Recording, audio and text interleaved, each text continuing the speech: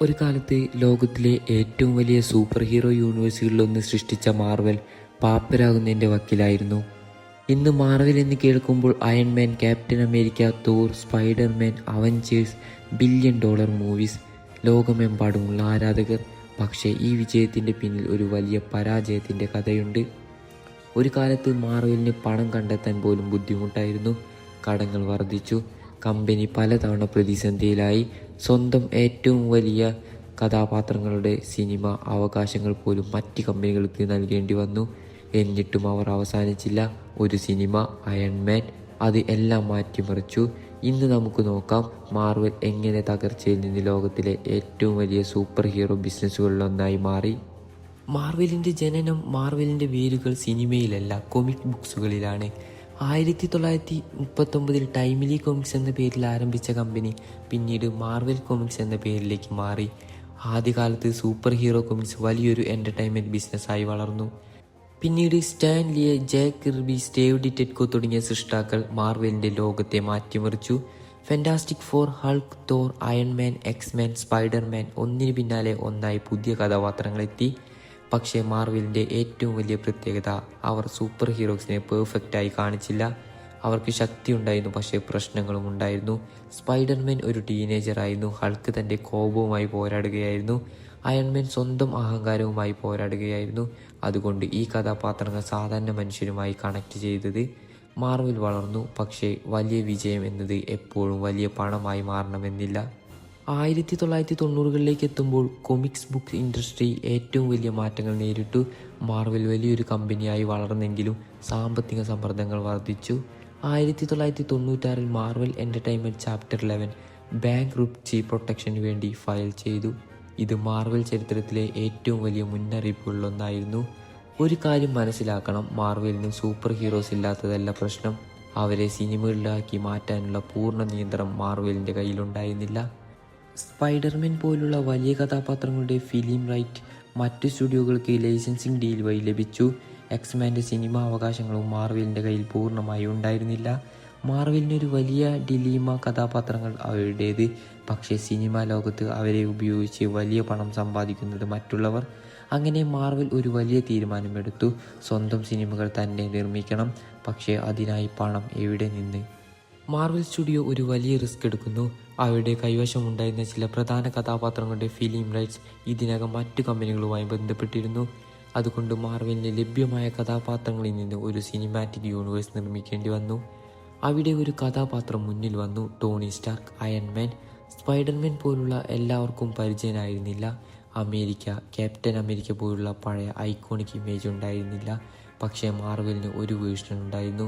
ഒരു സിനിമ മാത്രമല്ല, ഒരു യൂണിവേഴ്സ്. ഒരു സിനിമയിലെ കഥാപാത്രം മറ്റൊരു സിനിമയിൽ വരും, പിന്നീട് എല്ലാവരും ഒരുമിച്ച് ഒരു വലിയ സിനിമയിലെത്തും. ഇത് അന്നും വലിയ ഗാമ്പിൾ ആയിരുന്നു. ഒരു സിനിമ പരാജയപ്പെട്ടാൽ അത് ഒരു സിനിമയുടെ നഷ്ടം മാത്രമല്ല, പൂർണ്ണമായ പദ്ധതിയുടെ ഭാവി തന്നെ അപകടത്തിലാവും. പക്ഷേ മാർവൽ ആ റിസ്ക് എടുത്തു.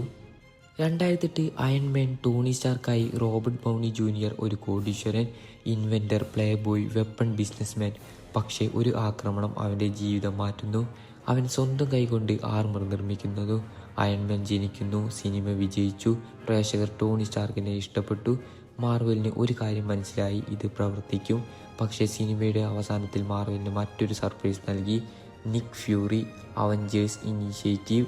അതൊരു ചെറിയ സീനായിരുന്നു, പക്ഷേ അതിൻ്റെ പിന്നിൽ വലിയൊരു പദ്ധതി ഒളിച്ചിരുന്നു. മാർവൽ പറയുകയായിരുന്നു, ഇത് ഒരു സിനിമയുടെ തുടക്കം മാത്രമാണ്. MCU വളരുന്നു. അയൺമാൻ ശേഷം the incredible Hulk, Iron Man 2, Thor, Captain America. ഓരോ സിനിമയും മറ്റൊന്നായി ബന്ധപ്പെട്ടു. ഒടുവിൽ 2012 the Avengers, Iron Man, Captain America, Thor, Hulk, black window, heavy key.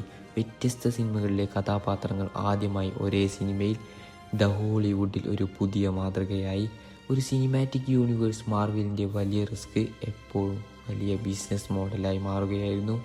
The Avengers വലിയ ബോക്സ് ഓഫീസ് വിജയം നേടി. മാർവൽ സ്റ്റുഡിയോസിൻ്റെ വിശ്വസ്തത ഉയർന്നു. പക്ഷേ അവർ ഇവിടെ നിർത്തിയില്ല. Guardians of the Galaxy, Ant Man, Captain America, Civil War, Doctor Strange, Spider Man, Black Panther, Thor, Ragnarok. ഓരോ സിനിമയും പുതിയ പ്രേക്ഷകരെ കൊണ്ടുവന്നു. മാർവൽ ഒരു സൂപ്പർ ഹീറോ കമ്പനി മാത്രമല്ലാതായി, അതൊരു ഗ്ലോബൽ എൻ്റർടൈൻമെൻറ്റ് ബ്രാൻഡായി മാറി. 2015 ഡിസ്നി മാർവൽ അക്വിസിഷൻ പൂർത്തിയാക്കിയതോടെ മാർവലിൻ്റെ കോർപ്പറേറ്റ് സ്റ്റോറി വലിയ മാറ്റം വന്നു. ഡിസ്നിയുടെ ഡിസ്ട്രിബ്യൂഷൻ, മാർക്കറ്റിംഗ്, ഗ്ലോബൽ റീച്ച് എന്നിവ മാർവലിൻ്റെ വളർച്ചയ്ക്ക് വലിയ പ്ലാറ്റ്ഫോം നൽകി. ഇപ്പോൾ മാർവലിൻ്റെ ഓരോ പുതിയ സിനിമയും ഒരു സിനിമ മാത്രമല്ല, ഒരു ഇവൻ്റാണ്. പക്ഷേ മാർവലിൻ്റെ ഏറ്റവും വലിയ സ്റ്റോറി ARC മുന്നോട്ട് പോവുകയായിരുന്നു. Thanos, infinity stones, stones, space, mind, reality, power, time, soul. താനോസിൻ്റെ ലക്ഷ്യം യൂണിവേഴ്സിലെ ജീവൻ്റെ പകുതി ഇല്ലാതാക്കുക. 2018 അവഞ്ചേഴ്സ് ഇൻഫിനിറ്റി വാർ വർഷങ്ങളായി ബിൽഡ് ചെയ്ത കഥാപാത്രങ്ങൾ ഒരുമിക്കുന്നു. Iron Man, Thor, Captain America, Spider Man, Doctor Strange, Guardians, Black Panther. പക്ഷേ അവസാനം താനോസ് വിജയിക്കുന്നു. ഒരു സ്നാപ്പ്, പകുതി ജീവജാലങ്ങൾ ഇല്ലാതാകുന്നു. പ്രേക്ഷകർ ഷോക്കായി. മാർവലിൻ്റെ ഏറ്റവും വലിയ സിനിമാറ്റിക് ക്ലിഫ്ഹാഞ്ചർ. ഒരു വർഷത്തിന് ശേഷം 2019 അവഞ്ചേഴ്സ് എൻഡ് ഗെയിം. 10 വർഷത്തോളം ബിൽഡ് ചെയ്ത കഥയുടെ പേ ഓഫ്. പഴയ ഹീറോസ്, പുതിയ ഹീറോസ്, ഒരു അവസാന യുദ്ധം. ടോണി സ്റ്റാർക്കിൻ്റെ അവസാന സാക്രിഫൈസ്, ക്യാപ്റ്റൻ അമേരിക്കയുടെ അവസാന ചാപ്റ്റർ. അവഞ്ചേഴ്സിൻ്റെ ഒരു എറ അവസാനിക്കുന്നു. എൻഡ് ഗെയിം ലോകമെമ്പാടും വലിയ ബോക്സ് ഓഫീസ് സക്സസ് നേടി. അത് മാർവലിൻ്റെ മാത്രം വിജയമായിരുന്നില്ല, ഒരു സിനിമാറ്റിക് എക്സ്പെരിമെൻറ്റ്. വിജയിച്ചു വന്ന തെളിവായിരുന്നു 2008 ഒരു അയൺമാൻ സിനിമയുടെ ആരംഭിച്ച ആ പദ്ധതി. 11 വർഷങ്ങൾക്ക് ശേഷം ഒരു വലിയ സിനിമാറ്റിക് ഇവൻ്റായി മാറിയിരുന്നു. എന്നാൽ മാർവലിൻ്റെ കഥ ഇവിടെ അവസാനിച്ചില്ല. എൻഡ് ഗെയിമിന് ശേഷം യൂണിവേഴ്സിലെ വലിയ മാറ്റങ്ങൾ വന്നു.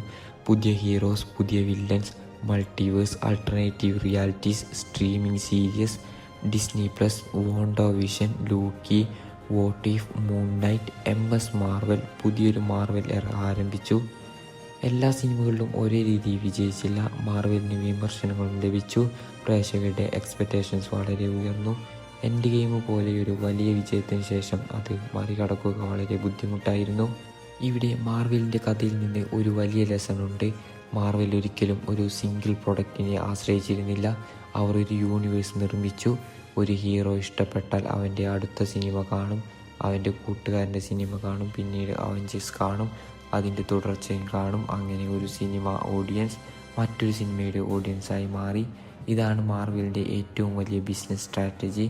Story telling, characters, branding, merchandise, streaming, cinema, games എല്ലാം പരസ്പരം ബന്ധിപ്പിച്ചു. ഒരിക്കൽ പാപ്പരാകുന്നതിൻ്റെ വക്കിലായിരുന്ന ഒരു കോമിക് ബുക്ക് കമ്പനി സ്വന്തം ക്യാരക്ടേഴ്സിൻ്റെ മൂവി റൈറ്റ്സ് പോലും മറ്റുള്ളവർക്ക് നൽകിയിരുന്ന ഒരു കമ്പനി.